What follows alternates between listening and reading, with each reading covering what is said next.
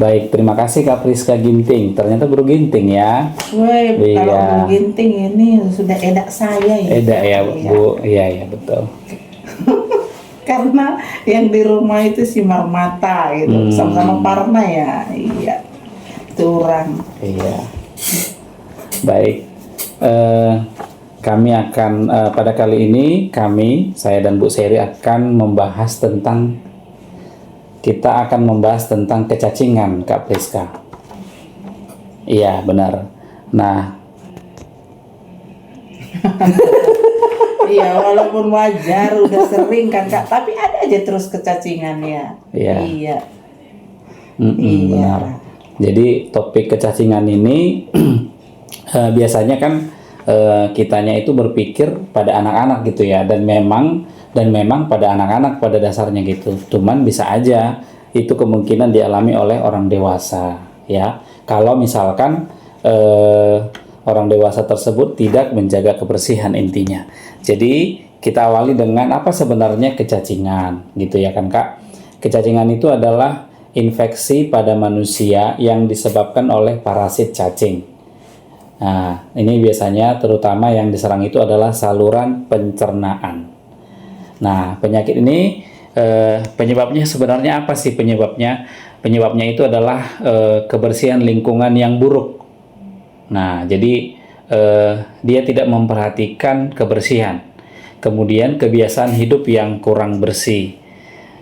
Jadi masalah kebersihan sih sebenarnya awal mulanya dari munculnya penyakit ini. Dan memang kalau dilihat Kak Priska sederhana ya, jaga kebersihan aja itu kemungkinan besar tidak akan mengalami yang namanya kecacingan. Tapi ada seperti yang dibilang Bu Seri tadi, ada ternyata tetap kasus anak-anak yang mengalami kecacingan. Kenapa itu ada? Nah, itulah mau kita bahas gitu ya Kak ya. Nah, berikutnya apa sih yang penyebab kecacingan itu sebenarnya apa? Nah, penyebab kecacingan itu pastinya disebabkan oleh parasit cacing. Sesuai dengan namanya ya Kak, kecacingan. Berarti yang menyebabkan memang cacing. Karena dia menyebabkan penyakit Kak, kita anggap dia sebagai parasit. Karena merugikan ya kan Kak. Nah, bisa seperti cacing gelang, cacing cambuk, cacing tambang, bahkan juga cacing kremi. Inilah penyebab. Inilah beberapa parasit. Iya benar Kak. Jadi biasanya itu yang kita temukan jenis-jenis cacing yang menyebabkan yang namanya kecacingan. Kemudian gimana caranya ya cacing ini bisa masuk ke dalam tubuh kita? Iya, nggak mungkin ya kan? Ada juga loh Kak dimakan cacing langsung. Iya. Oke. Betul-betul itu Kak. Nah, cacing ini ternyata masuk itu melalui makanan Kak. Melalui makanan atau minuman yang sudah terkontaminasi.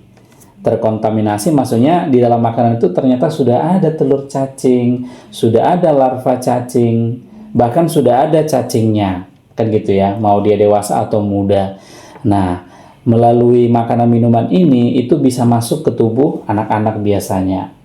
Dan orang dewasa pun bisa saja memang, karena kan kalau telurnya itu kadang nggak kelihatan kan, jadi ya udah dimakan aja gitu, padahal sebenarnya sudah terinfeksi.